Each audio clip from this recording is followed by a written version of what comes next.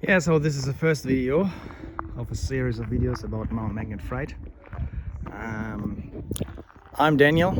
I'm from Germany, northern part of Germany. I came here 22 years ago on a 457 regional visa, and I was here the first 2 years in Mount Magnet, 600 km north of Perth, doing rubber lining, belt splicing, truck driving, blasting, painting, and anything else would turn into work. And then after my first 2 years, I worked my way back to Perth and then Karratha, working in the oil and gas sector with mainly about protective coatings and corrosion.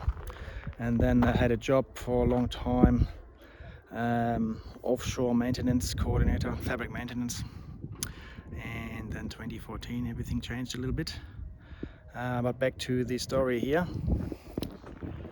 This business here seems to be well developed. It was eventually, back 20 years ago, it was just a shed and an old truck and fueled vehicles, and the owner tells me a story about a forklift that needed pilot to start.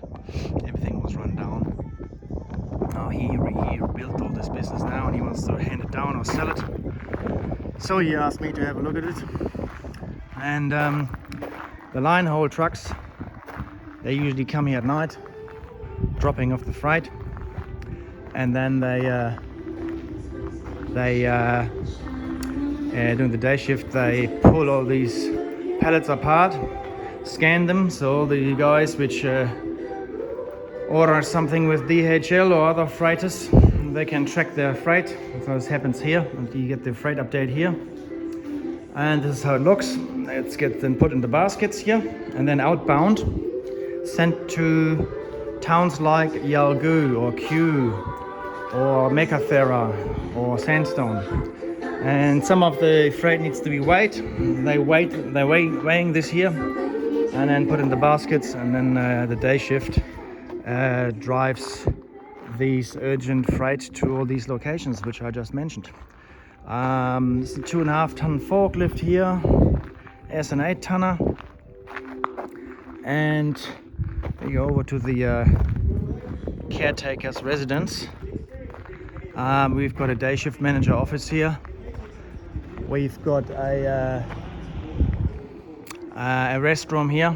There's a bed in there, shower, fully self-contained. You can have a rest there if you're a truck driver. Watch some television or have a coffee. This is the main residence here. It's got 3 bedrooms, fairly spacious.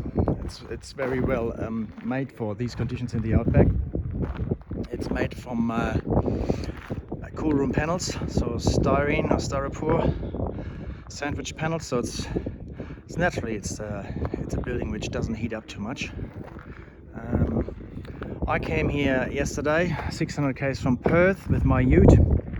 You need to have obviously plenty of water and fuel. It's a long day drive, and the roads are not the best.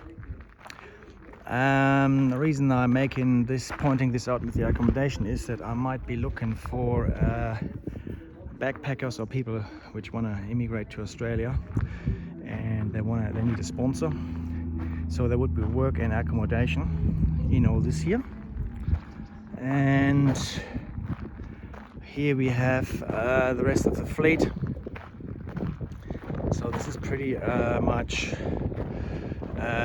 self-contained, like a pilot project somewhere far away from society. We've got air pressure here for the tires, compressor. We've got spare tires. We've got also a machine to swap the tires out if they are damaged. Over here there are gold mines over there. I'll make a separate video about these gold mines. These hills, it's all open cut, so there's no shaft mining here. It hasn't changed much since I came here 20 years ago. I can't see much difference. Back to the fleet. Here is a UD 11280, a taut liner or curtain sider, they say. Avec a daily, avec a Ducato, and we have a Scudo. This is a Scudo. Let's have a look. Yeah, Scudo. Now, the Ivecos have got a very good drivetrain or chassis. So it's like basically a truck chassis with a freighter on top, bit like a Mercedes Sprinter, but these ones here are much more rigid, much more better built for these outback roads. When they need a service and diagnostics, they don't get serviced here in town, I'm led to believe. So they get sent to Perth with a 16-tonner. This is a DAF, a tilt tray, and then they get driven to Perth. The current owner, he lives in Perth, so he comes frequently here, make sure the fleet is well looked after, which it is. I checked it all. And the owner has got containers, he's got his own stuff in here. I'll probably make a different video about this later on. We'll see how all this develops. And we've got 38-foot trailers. So they're about 2 foot short to transport a 40-foot container, I'm led to believe. Or maybe you can. 20 foot, definitely 20 foot. So you can basically tow one of those trailers with this stuff, and then you can cart other loads here. If you've got a truck license. I've got a truck license, obviously. I can drive anything here, what we see here. And this loader here, yeah, it was used for yard maintenance and road recovery when there's an accident. They dig a hole, clean it all up, make it smooth again. That's something what has been done in the past. Sorry about the wind, but the wind is the wind out here. I'm not gonna cut this out. You're better off having wind here than flies. So if you have a problem with flies or heat, this is probably not the right place to come to. Yeah, this is a small town, 800 people, maybe just 500. So they all know each other. You have to fit in here. Of my own experience, you have to fit in. Fitting in is important in any country where you immigrate. So if you want to bring your own baggage or culture, or dreaming of diversity, it's like throwing the spanner in the works of the existing culture. So everybody by now is aware what happens the last 10, 15, 20 years in the cities with diversity. It always sounds good, but it doesn't turn out that good. It's like someone putting the wrong spare parts in the wrong engine. It's starting to spit and to cough in the cities. That's why I'm partly of the reason why I'm out here. Out here you can have a nice busy life or quiet life. And if you come from the rest of the world and you're looking to come here on a holiday working visa, here's opportunity.